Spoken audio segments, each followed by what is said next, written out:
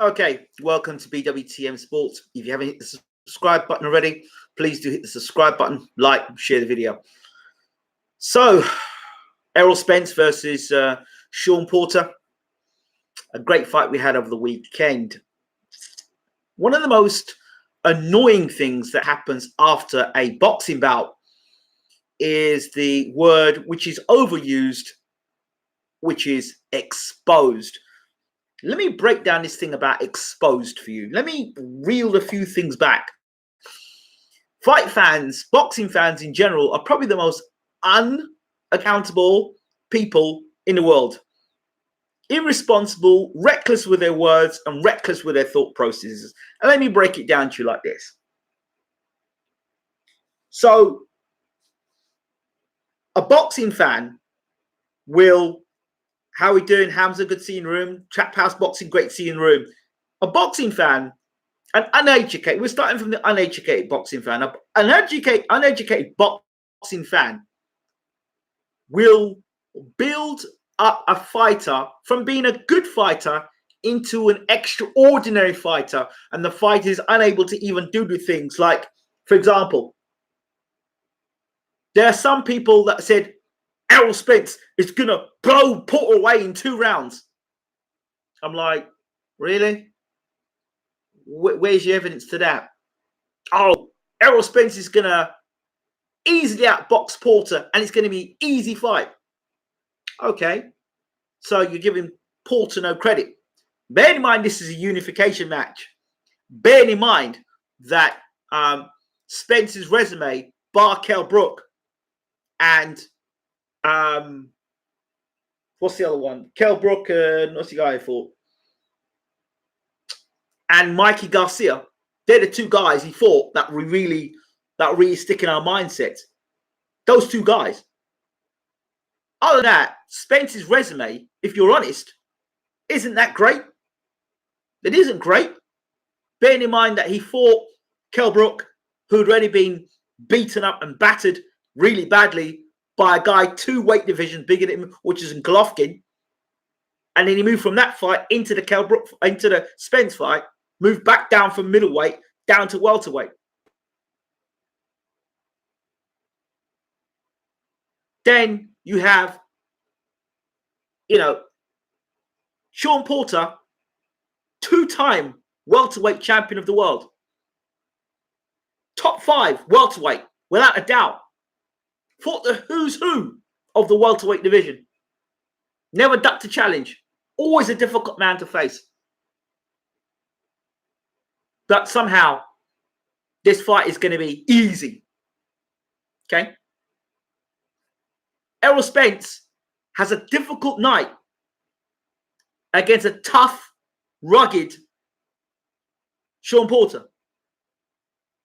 That equals exposed. Yet, Tyson Fury fought the week beforehand against Wallin, a prospect, a guy that we didn't expect to go many rounds because Fury is the best heavyweight in the world, the best thing since sliced bread. He beat Deontay Wilder. He beat Vladimir Klitschko. He's the best thing since sliced bread. And he struggled against Otto Wallin. Otto Wallin. Not a world champion, not a 2-time world champion, an unproven entity, a prospect, a guy who Fury would have been fighting on his way up to becoming a champion. But Fury isn't exposed. He went life and death with an unbeaten prospect, and that is not exposed. Yet, Errol Spence, who fights a 2-time world champion and gives everybody a tough fight, and that would include the guy over at Top Rank, Terence Crawford, he'd give Crawford a run for his money as well, because that's the sort of style he's got. So these people who talk about exposed, go back and look at their predictions and ask yourself the question, is it the fighter that was exposed? Or was it their shortcomings, the boxing fan? Was it their shortcomings and their lack of boxing knowledge and their utter garbage and unrealistic expectations that cause them to then get disappointed afterwards? That's the question. When you hype a person up to be a killer and he's not producing the goods, then there's a problem. The last time I saw Spence look devastating was against a guy, I can't even remember his name. He had him against the ropes and he threw 2 body shots and the guy fell down. He didn't look good against Mikey Garcia. He now doesn't look good against Sean Porter. The question that has to be asked, two things. Is Errol Spence being overrated? And I say this in a number of reasons, a number of ways. Number one, because of all the various broadcasting networks and different organizations and PBC, DAZN, Showtime, you know what I'm talking about, all the different networks, basically. All the different networks. And because they're all different networks, every network saying they've got the best fighter. And by that happening, commentators are not sticking to the script. Experts are talking absolute garbage. So they're leading folks who don't know about boxing up a garden path. You know, ridiculous. So fight fans won't say, most fight fans are not honest. They won't say, you know what, I got that prediction wrong. Maybe I need to think again about this fighter. I told you all here that Spence is not going to have an easy fight. And I would not be surprised if Porter beats Spence. A lot of the young fighters today that are around are getting a lot of hype and a lot of credit for doing very little. A lot of hype for doing very little. 10, 15 years ago, or 20 years ago, there's no way a guy like that could just get adulation like that because there's so many other great champions around them. And so they would have to prove their point. You know, much as if there was just one world title out there.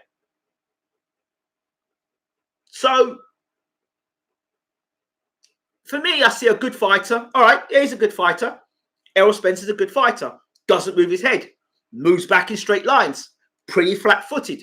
So when he gets hit, he's going to get hit with a full impact with a shot. That's why I said that Porter would, if Porter can get on his chest or get mid-range, he'd give him problems.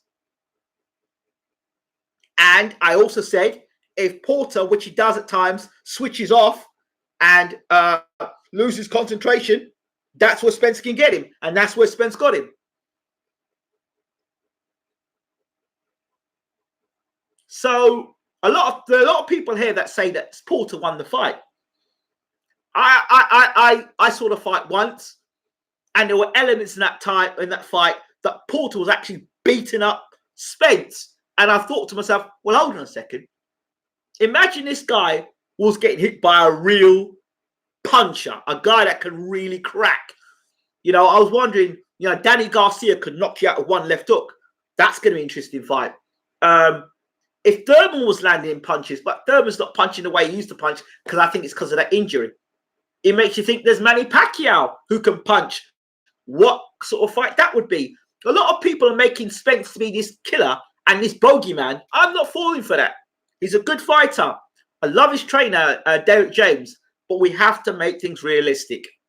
Don't make predictions or if you're going to make predictions and make bold statements about fighters, be prepared to be disappointed and be prepared to because for the most part, a lot of you out there are full of crap. You make a statement, oh, he's going to blow him out, he's going to knock him out in a couple of rounds. Okay, it doesn't happen. It doesn't happen. Does anyone turn and ask you if you've been exposed? See, the fighter must make adjustments. The fighter must make all the hard work in the training camps. What about you? Where's your hard work and dedication? Where's your research in a fighter? Where's your taking the time to look at a fight? And as soon as the fight's over, oh, he's robbed. Oh, he's exposed. What about your exposure? What about you and your dodgy predictions? What about all of that?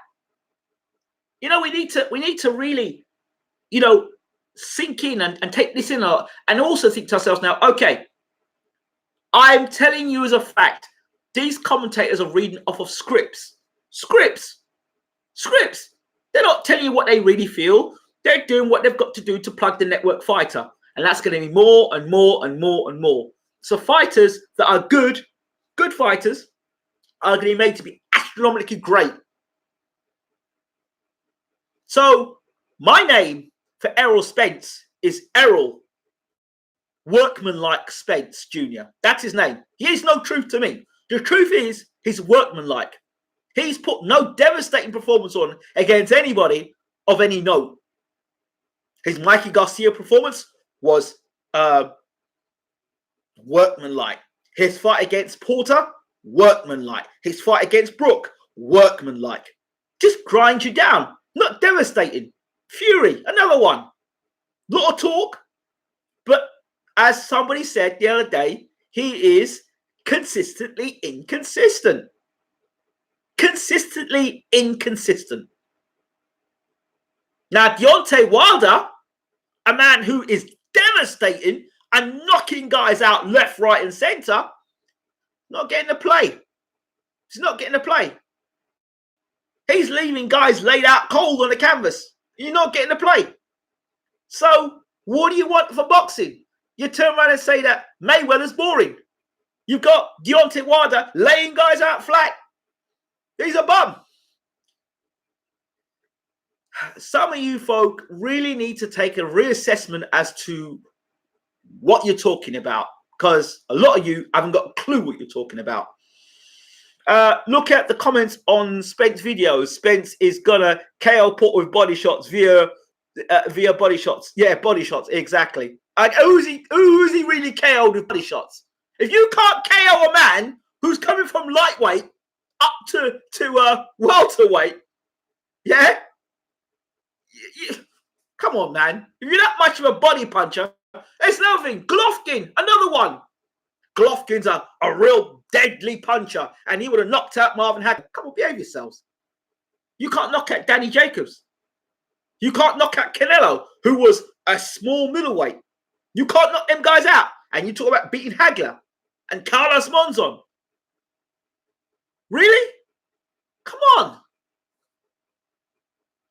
I know I picked Spence to win, but I never overhyped Spence because I always said I want him to see him do more. He's going to have to do a lot more.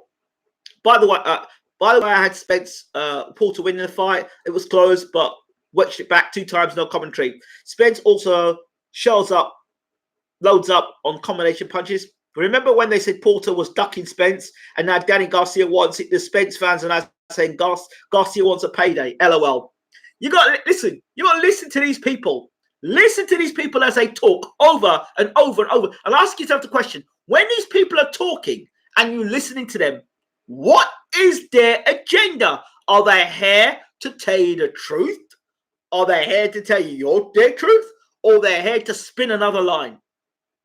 I mean, I just tell it. I see it as I see it. I'm not here of any agenda. Listen, I love Derek James. I think he's a great guy. But is Spence a bit? I don't know.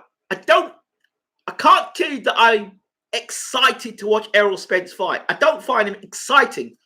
I think he's a character. I think he says a lot of things that make you laugh because of that Texan accent.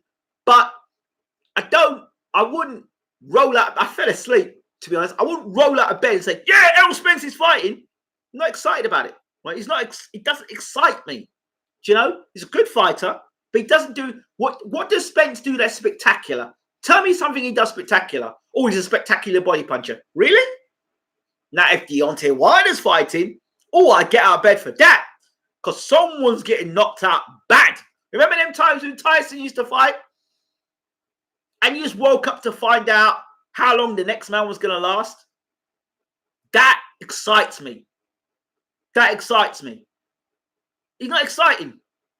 To be honest, based on performances, I put Danny Jacobs and Errol Spence in the same room. The same room in terms of entertainment value. And I don't know if I want to watch another Errol Spence fight after watching that fight. I don't know. Because it was Porter that brought the fight to Spence. For all the talk Spence was talking, he was workmanlike. And that's it, just workmanlike.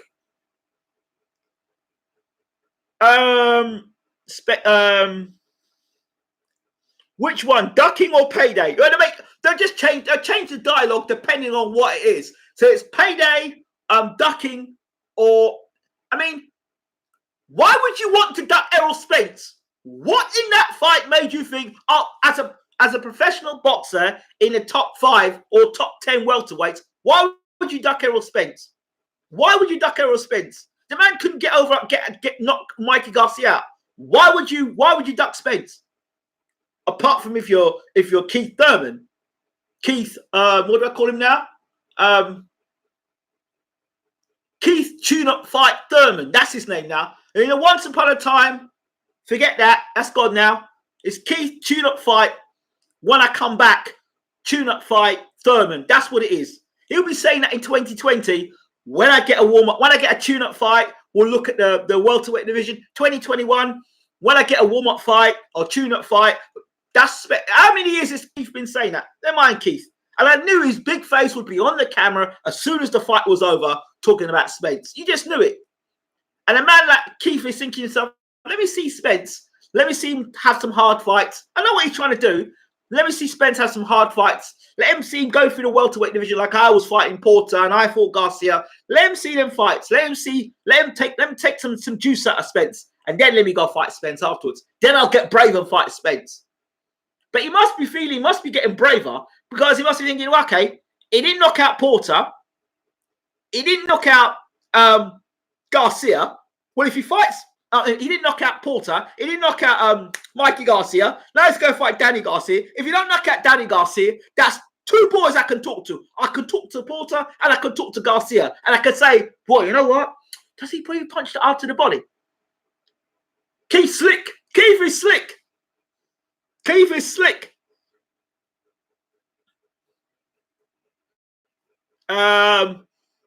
I told people that he couldn't box from outside because Porter wouldn't let him. That's it. That's what it is.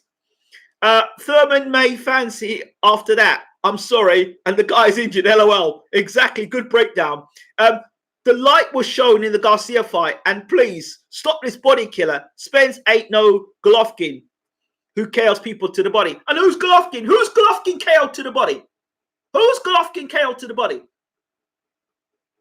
If you want to talk about somebody who's a KO killer to the body, talk about Canelo. Talk about Ricky Hatton.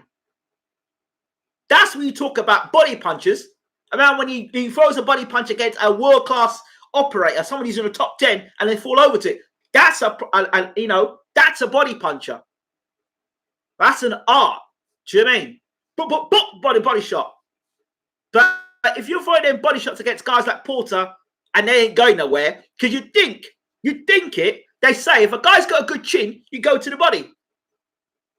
But at what point in the fight did Porter look like he was going to go down to a body shot from Spence? Remember when Spence was in that 11th and 12th round where Derek James said to go out there and stop him? And he said, I won't go in for the knockout. Really? Seemed to me you were planting your feet and digging some big shots in there. But, of course, what do I know? I had a Spence fan tell me Spence brought body shots back to boxing.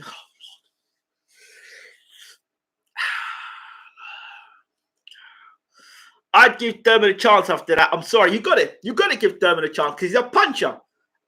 You got and Spence was taking them shots flush. In fact, I saw Spence get hit with 2 shots. I'm thinking, cool. If that was Thurman at the end of those punches, or maybe even Pacquiao at the end of them punches, or a real one punch killer, that would be something. Or even Crawford, if Crawford were landing them shots, woohoo! The next Mayweather, they said. Well, Now, a lot of that stuff came from a lot of Spence. Let's be absolutely frank about Spence. Spence's reputation came from the sparring stories, the Mayweather stuff, the Broner stuff. That's where the story came from. Be honest.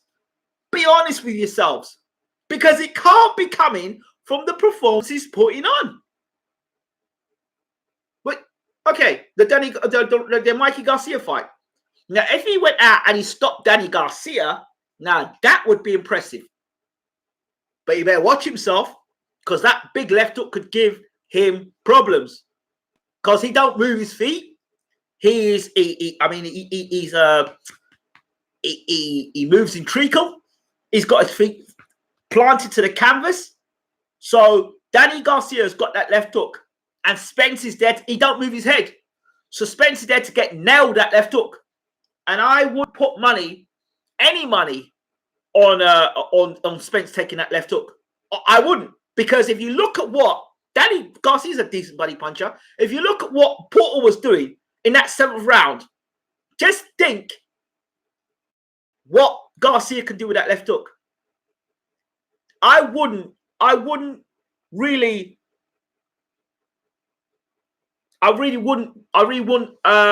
put myself in a position to say that I'd feel confident with Spence with them left hooks that Garcia likes to throw.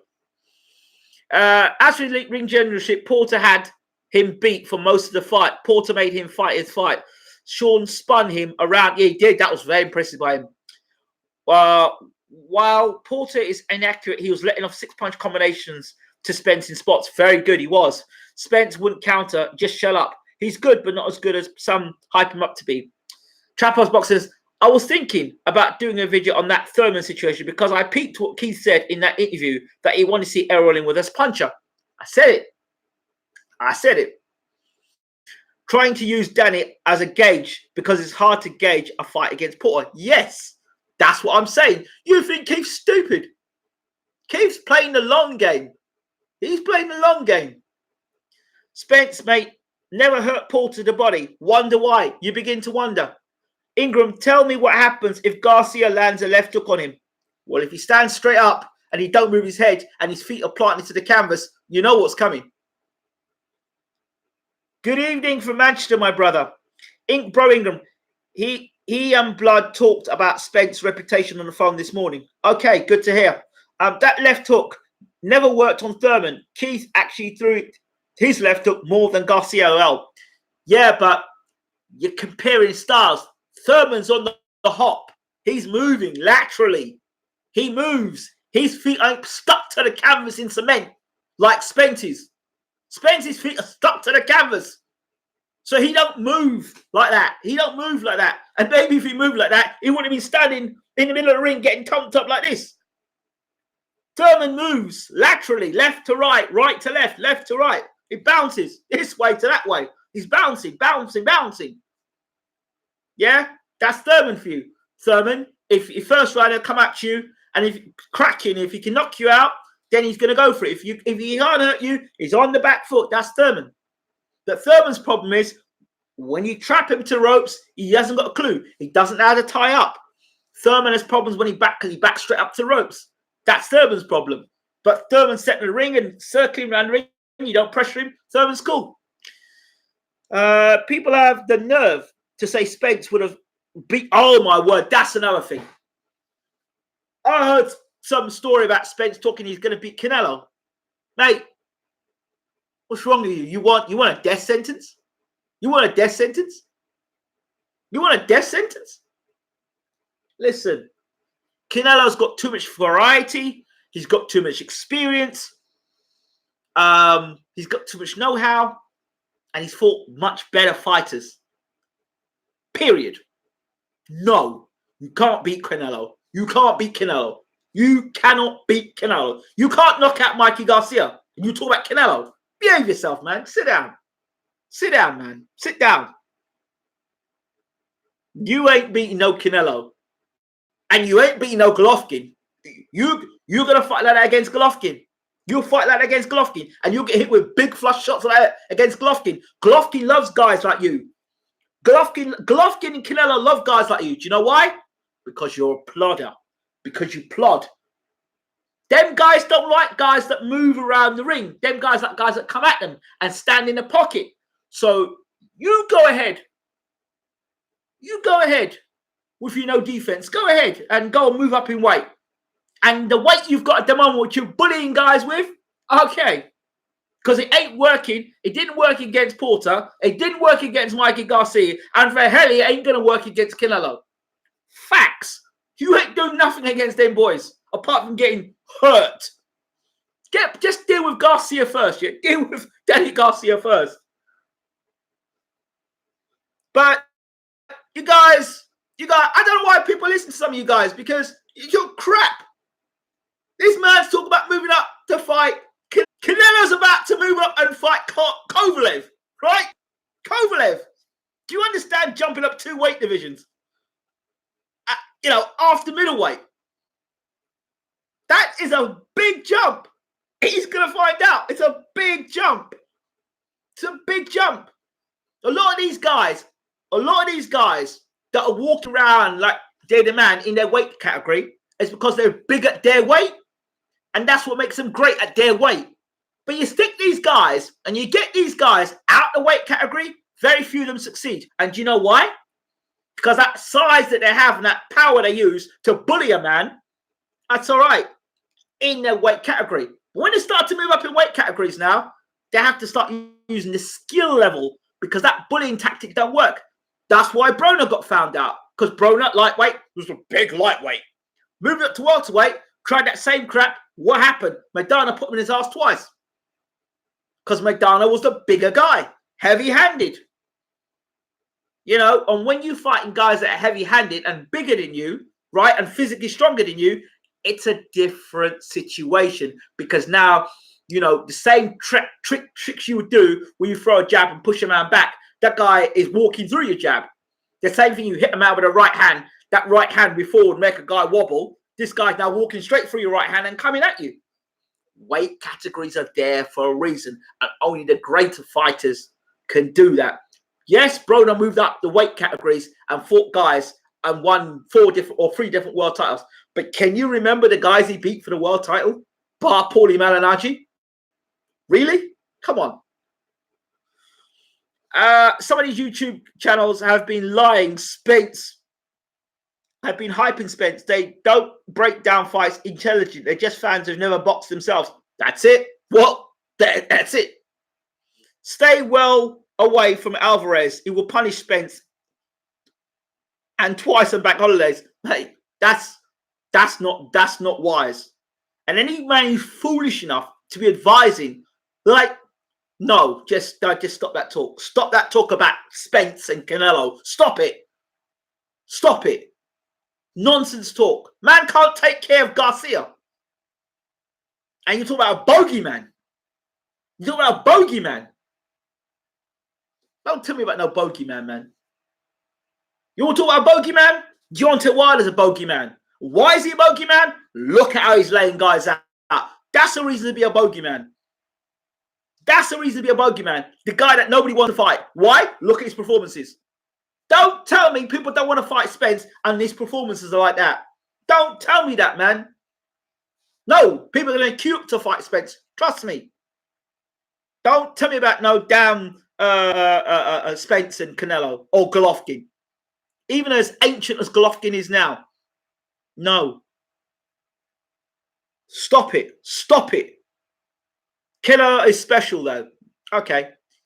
Thurman probably took into consideration that Spence falls for feints, and it would allow him to have more creative against Errol. Listen, Thurman's biding his time, because he knows if you rush into a Spence fight, he ain't ready for a Spence fight. Spence fans said everyone in the division was ducking him. Now what do you think? Well, I never thought he was a bogeyman. If you go back and listen to all my Spence videos, I didn't think he was a bogeyman. I still don't think he's a bogeyman. Salute. Yes, Denise Wards. Mwah, much love to you. Hope you're well.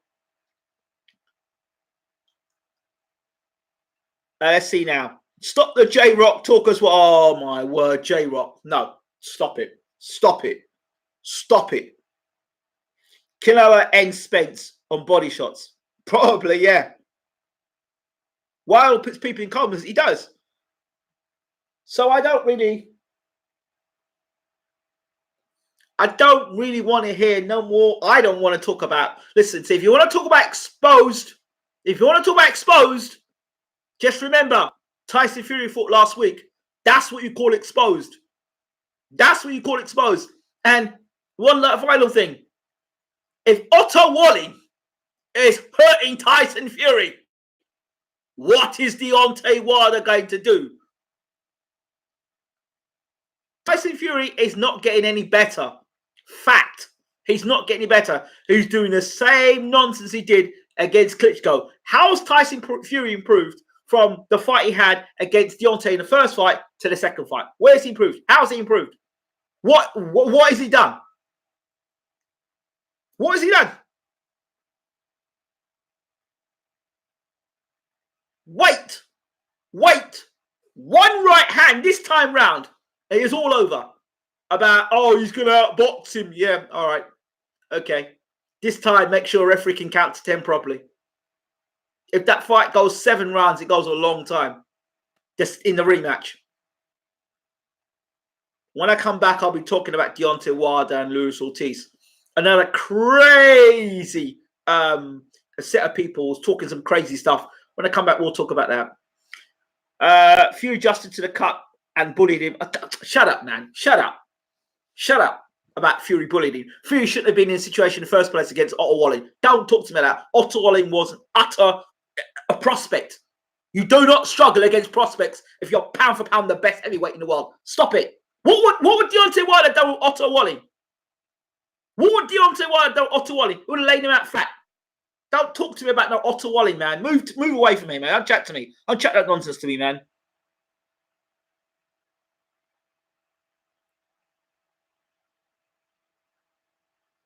Okay, so Fury wasn't exposed, but Errol Spence was exposed. Fury wasn't exposed, but Errol Spence was exposed.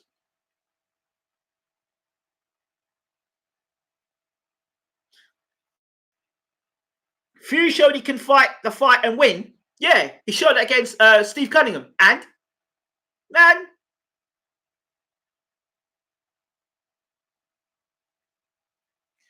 Fury had to sell out against a Euro level unknown guy. Anywhere else, they wouldn't have stopped the fight. Exactly. I know. I don't talk no more about it. Anyway, done. You know my thoughts. You don't like it. You know where you can go. Listen, I'm out of here for you more level, balanced boxing fans out there in the world. Exactly. It's double standards and we know what you're at. We know what you like. We know what you're at. We know what you're at. We know what you like. And we know why you got your double standards, because your political standings. A lot of these people have got these double standards as because they're political standings. And it's got nothing to do with boxing. Trust me. A lot of these people on here, it's got nothing to do with boxing. It's their political standing, right? That's why they don't give Deontay Wilder the credit he deserves. That's why they don't give Deontay Wilder the credit he deserves. And that's why guys like Errol Spence and the Charlo brothers, because the same type of people who run the media and the same type of cats that do these predictions and the same type of cats that turn around and are so unbalanced in the commentary that it is okay for Lomachenko and Golovkin and Canelo to be special, but it's not great for Floyd and Wilder to be not so special. One rule for one set, another rule for another set. You can work it out for yourselves. We all know what it's all about. Of course, we know what it is. We know what the score is. We know what it is. We know what we're dealing with. So that's what it is. But it is what it is. Yeah, that's why guys like Loma get overhyped and Crawford gets pushed to the side. Absolutely. Crawford, undisputed. Undisputed. Unbeaten.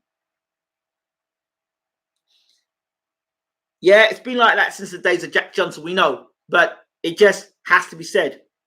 No one doesn't think Floyd isn't special, though. Man, shut your ass, man. Shut your ass. I ain't got time for you tonight. Right. Thank you all so much. Enjoy the show. I hope you've enjoyed the show. Good night.